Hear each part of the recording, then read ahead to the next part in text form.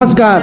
आज के वीडियो में है बीपीएससी सुपर टेट के महत्वपूर्ण 25 प्रश्न। ये सभी प्रश्न पूर्व के टीचर नियुक्ति हेतु बीपीएससी एग्जाम में पूछे गए हैं। आप हमारे चैनल बिहार ज्ञान चक्षु को सब्सक्राइब कर लें, निश्चित सफलता मिलेगी गारंटी के साथ। हम आपके लिए एक से एक वीडियो लाएंगे जिसमें व्याख्या के साथ गहराई से पॉइंट क्लियर किया जाएगा। आप अब तक हमारे चैनल को सब्सक्राइब नहीं किए हैं तो जरूर कर लें। बिहार ज्ञान चक्षु। चलिए पहला प्रश्न है कावेरी जल विवाद किन दो राज्यों के बीच है? आंध्र प्रदेश तथा तमिलनाडु, केरल तथा तमिलनाडु या कर्नाटक तथा तमिलनाडु। तो इसका सही ऑप्शन होगा कर्नाटक तथा तमिलनाडु। कर्नाटक और तमिलनाडु के बीच जो है वर्षों से कावेरी जल विवाद है। तो हमारा उत्तर क्या? Option number D. अगला प्रश्न है प्रश्न नंबर दूसरा। देश का सबसे बड़ा बंदरगाह है। तो देश का सबसे बड़ा बंदरगाह कौन है? मुंबई है, कांडला है, मद्रास है या विशाखापट्टनम। तो साथियों इसका उत्तर होगा मुंबई। मुंबई जो देश का सबसे बड़ा बंदरगाह है। अगला तीसरा प्रश्न है कथकली किस प्रदेश की नृत्य नाटिका है? वह है आंध्र प्रदेश, केरल, कर्नाटक या तमिलनाडु। साथियों केरल का जो लोक नृत्य है वो कथकली है। तो कथकली जो है केरल प्रदेश का नृत्य नाटिका है। उत्तर हो गया केरल, ऑप्शन नंबर बी। और वहीं आंध्र प्रदेश का जो लोक नृत्य है वो है कुचिपुड़ी। कुचिपुड़ी आंध्र प्रदेश का लोक नृत्य है। कर्नाटक का है यक्षगान और तमिलनाडु का है भारतनाट्यम। तो हमारा सही उत्तर गया ऑप्शन नंबर बी के साथ केरल।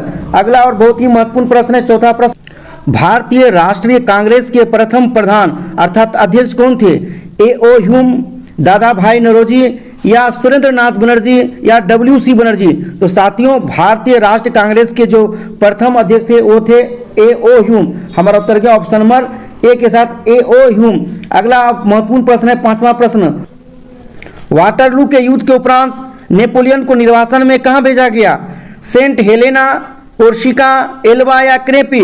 साथियों वाटरलू का जो युद्ध है वो 18 जून 1815 ईस्वी में वाटरलू जगह में हुआ था। वाटरलू नीदरलैंड में था और इस युद्ध में एक तरफ फ्रांस थे और दूसरे तरफ मित्र राष्ट्र में ब्रिटेन, रूस, प्रसा, हंगरी एवं ऑस्ट्रिया के देश थे। ये फ्रांस और मित्र राष्ट्र के बीच में हुआ था और इस युद्ध में जो है फ्रांस का पराजय हो गया अर्थात नेपोलियन का पराजय हो गया। नेपोलियन का अंतिम युद्ध था और नेपोलियन ने इसमें आत्मसमर्पण कर दिया, जिसमें नेपोलियन को जो है आत्मसमर्पण के बाद इसे जो है एक सेंट हेलेना में भेज दिया गया था। सेंट हेलेना एक द्वीप है, वहीं पर जो है वाटरलू के युद्ध के उपरांत नेपोलियन को निर्वासन में भेज दिया गया और 5 वर्षों के बाद जो है ये नेपोलियन का देहांत हो जाता है। चलिए अगला और बहुत ही महत्वपूर्ण प्रश्न है, आपके स्क्रीन में देखिए। कौन सा मुगल शासक सर्वाधिक धर्मनिरपेक्ष दृष्टिकोण रखता था? तो साथियों इसका ऑप्शन दिया हुआ है बाबर, हुमायूं, अकबर और औरंगजेब। तो साथियों इसका उत्तर होगा अकबर। अकबर को सर्वाधिक धर्मनिरपेक्ष दृष्टिकोण रखने वाला मुगल शासक समझा जाता है। अकबर ने ही दीन इलाही नाम धर्म चलाया था। दीन इलाही अकबर एक मुगल शासक थे, इसने जो है दीन इलाही नामक धर्म चलाया था। इसको सर्वाधिक जो है धर्मनिरपेक्ष शासक समझा जाता है। अगला प्रश्न है दिल्ली में लाल किले का निर्माण किसने करवाया था? तो साथियों दिल्ली में जो लाल किले का निर्माण था वो शाहजहां ने किया था। शाहजहां ने अपनी जो राजधानी है वो शाहजहानाबाद के महल के रूप में लाल किले को अपनी राजधानी के महल के रूप में बनवाया था। और लाल किला जो है विशाल दीवारों के रूप में बहुत प्रसिद्ध है। इसका निर्माण 1638 ईस्वी में शाहजहां ने शुरू करवाया था, जो 1648 ईस्वी में बनकर तैयार हो गया। यानी लाल किला को बनने में 10 वर्षों का समय लगा था और ये 1648 से 1638 में आरंभ हुआ था और 1648 में पूर्ण हुआ। ये लाल किले का दीवार जो है बहुत विशाल है और शाहजहां ने इन्हें अपने राजधानी जो शाहजहानाबाद है उसके महल के रूप में इसको इस्तेमाल किया था। अगला प्रश्न है महारानी विक्टोरिया उस समय ब्रिटेन की शासिका थी जबकि ईस्ट इंडिया कंपनी की स्थापना हुई। भारत को प्रत्यक्ष रूप से क्राउन के शासन के अधीन लाया गया। भारत में सांप्रदायिक प्रतिनिधि आरंभ हुआ या भारत को स्वतंत्रता प्रदान की गई। साथियों आप जानते हैं ईस्ट इंडिया कंपनी की जो स्थापना है वह 31 दिसंबर 1600 ईस्वी को हुआ था, जब ईस्ट इंडिया कंपनी का स्थापना हुआ था। उस समय भारत का जो शासक था वो अकबर था, जिसका काल 1556 से 1605 ईस्वी में तक है। अब भारत में ईस्ट इंडिया कंपनी का शासन जो 1773 ईस्वी में शुरू हुआ था। देखिए दूसरा है, ये हमारा सही उत्तर जाएगा ऑप्शन नंबर बी के साथ। महारानी विक्टोरिया जब ब्रिटेन की शासिका थी, उसी समय भारत को प्रत्यक्ष रूप से क्राउन तभी राजा या रानी को बोला जाता था के शासन के अधीन लाया गया था। देखिए तीसरा जो है सी जो ऑप्शन है, भारत में सांप्रदायिक प्रतिनिधि आरंभ किया। देखिए भारत में सांप्रदायिक प्रतिनिधि 1909 में शुरू हुआ था। 1906 में जब मुस्लिम लीग की स्थापना हुई तो मिंटो मार्लो सुधारो द्वारा ये जो है सांप्रदायिक प्रतिनिधि आरंभ हुआ, और मिंटो मार्लो को जो है वो कम्युनल इलेक्टेड इन इंडिया का फादर समझा जाता है। प्रश्न है, who is known as the father of communal electorate in India? Lord Minto ने ही भारत में 1909 ईस्वी में जो है सांप्रदायिक प्रतिनिधि का आरंभ किया था। दूसरे बात, आप तो जानते हैं भारत को 1947 में स्वतंत्रता प्रदान की गई थी, तो इसलिए महारानी विक्टोरिया के समय ब्रिटेन में जब महारानी विक्टोरिया का शासन था, उस समय भारत को जो है प्रत्यक्ष रूप से क्राउन के शासन में अधीन लाया गया। हमारा उत्तर ऑप्शन नंबर बी के साथ। चलिए अगला और बहुत ही महत्वपूर्ण प्रश्न है, मुस्लिम लीग ने भारत की विभाजन की मांग सबसे पहले कब की? तो साथियों आप तो जानते हैं कि 1906 में मुस्लिम लीग की स्थापना हुई थी, और मुस्लिम लीग ने 1940 ईस्वी में जो है भारत की विभाजन की मांग की थी। 1940 में मुस्लिम लीग ने अलग पाकिस्तान का डिमांड किया था कि हम लोग भारत के साथ नहीं रहेंगे, अलग देश हमारे लिए, मुस्लिमों के लिए अलग देश बने पाकिस्तान, और उसका डिमांड शुरू किया था 1940 ईस्वी में। अगला और बहुत ही महत्वपूर्ण प्रश्न है, सन 1911 ईस्वी में गांधी ने असहयोग आंदोलन आरंभ किया, दिल्ली को भारत का राजधानी बनाया गया, या मेरठ में विद्रोह आरंभ हुआ, या कांग्रेस लीग समझौते पर हस्ताक्षर हुए? साथियों 1911 ईस्वी में जो है दिल्ली को भारत की राजधानी बनाया गया था। ये दिल्ली को 1911 में भारत की राजधानी बनाने का प्रस्ताव लिया गया था जॉर्ज पंचम गवर्नर जनरल के समय। और भारत में जो है 1912 ईस्वी को 13 फरवरी 1931 ईस्वी को भारत की राजधानी दिल्ली काम करना शुरू कर दिया था। लॉर्ड इरविन ने 13 फरवरी 1931 ईस्वी को घोषित कर दिया कि नई दिल्ली आज से भारत की राजधानी होगी। और 11 दिसंबर 1911 ईस्वी में जॉर्ज पंचम ने दिल्ली दरबार में दिल्ली को भारत की राजधानी बनाने का घोषणा किया था। आप जानते हैं गांधी ने असहयोग आंदोलन 1920 ईस्वी में आरंभ किया था। मेरठ में विद्रोह का आरंभ जो है 1857 ईस्वी में हुआ था। उसके बाद कांग्रेस लीग समझौते पर जो हस्ताक्षर हुआ था वो जो है लखनऊ एक्ट के नाम से जाना जाता है।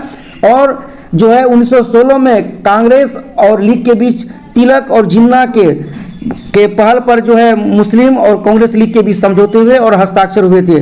मेरठ का विद्रोह जो है 10 मई 1857 ईस्वी को आरंभ हुआ था।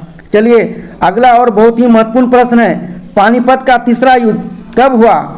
1907 में, 1739 में, 1757 ईस्वी में, या 1761 ईस्वी में? साथियों इसका सही उत्तर होगा ऑप्शन नंबर डी, 1761 ईस्वी में। पानीपत का तीसरा युद्ध जो है 14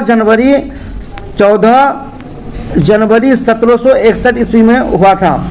ये पानीपत का तीसरा युद्ध अफगानी आक्रमणकारी थे अहमद शाह अब्दाली और पुणे के जो सदाशिव राव भाऊ पेशवा थे मराठा, इसके बीच जो है युद्ध हुआ था। इस युद्ध में जो अहमद शाह अब्दाली ने मराठों को पराजित कर दिया था और जो है ये 14 जनवरी 1761 में हुआ था। वहीं पानीपत का प्रथम युद्ध 21 अप्रैल 1526 ईस्वी को हुआ था इब्राहिम लोदी और बाबर के बीच में, जिसमें बाबर की जीत हुई थी।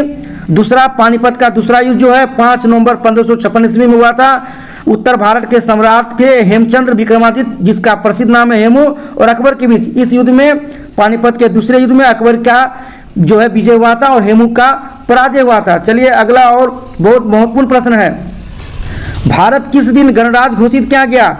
26 जनवरी 1930, 26 जनवरी 1950, 15 अगस्त 1947 या 9 अगस्त 1942? साथियों भारत जो है गणतंत्र घोषित हुआ था 26 जनवरी 1950 को। हमारा ऑप्शन गया ऑप्शन नंबर बी के साथ, जो है हमारा उत्तर हुआ 26 जनवरी 1950। आप जानते हैं कि जो भारत में बिहार जो है लोकतंत्र की जननी है, गणराज्य की जननी है। 26 जनवरी 1950 को भारत में गणराज्य घोषित हुआ। अगला और बहुत ही महत्वपूर्ण प्रश्न है, संविधान के मौलिक अधिकार में कौन सा अधिकार शामिल नहीं किया गया है? समानता का अधिकार, स्वतंत्रता का अधिकार, काम पाने का अधिकार या शोषण के विरुद्ध अधिकार? साथियों, इसका सही उत्तर होगा काम पाने का अधिकार। काम पाने का जो अधिकार है वो संविधान के मौलिक अधिकार में शामिल नहीं है। पहले संविधान के मौलिक अधिकार में 7 अधिकार थे, जो बाद में जो है इससे एक मौलिक अधिकार को हटा दिया गया था। जो मौलिक अधिकार था संपत्ति रखने का अधिकार, उसको मौलिक अधिकार से हटाकर कानूनी अधिकार के रूप में मान्यता दिया गया था। और अभी संविधान के मौलिक अधिकारों में 6 अधिकार हैं।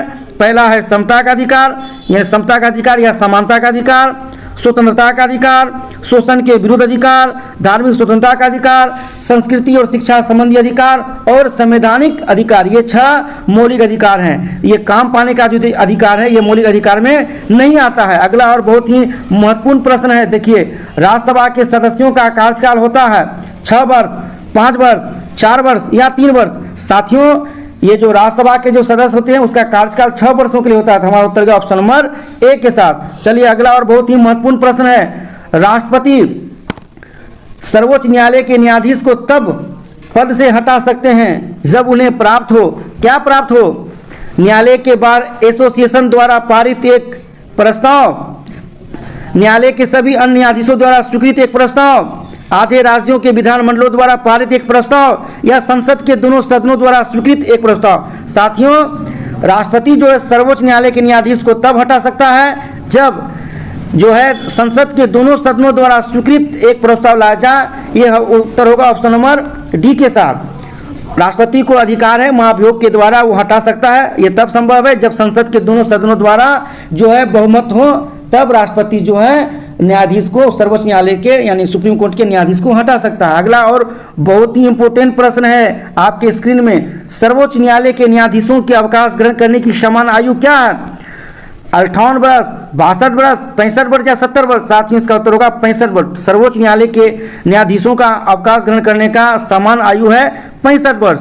और वहीं जो है उच्च न्यायालयों के माने हाईकोर्ट के जो जज होते हैं उनका अवकाश ग्रहण करने का आयु है 62 वर्ष। परंतु सर्वोच्च न्यायालय का हो गया न्यायाधीश के छुट्टी का माने अवकाश का क्या हो गया 65 वर्ष। चलिए महत्वपूर्ण प्रश्न, किसी राज्य विधानसभा में अधिकतम सदस्य कितने हो सकते हैं? 400, 450, 500 या 350? तो साथियों, इसका उत्तर होगा 500। किसी भी राज्य के विधानसभा में अधिकतम सदस्यों की संख्या यानी एमएलए की संख्या 500 हो सकती है। एक बात और जान लीजिए, अधिकतम 500 और सबसे न्यूनतम सबसे कम 60 हो सकता है। परंतु कुछ राज्य हैं जिनके सदस्यों में जो है विधानसभा में सदस्यों की संख्या 60 से कम है। संविधान में एक विशेष अधिकार दिया गया है, जैसे गोवा, सिक्किम, मिजोरम और पुडुचेरी है, ये केंद्र शासित प्रदेश है पुडुचेरी। इसमें जो सदस्यों की संख्या 60 से कम है। तो अधिकतम सदस्यों की संख्या कितनी हो सकती है? 500।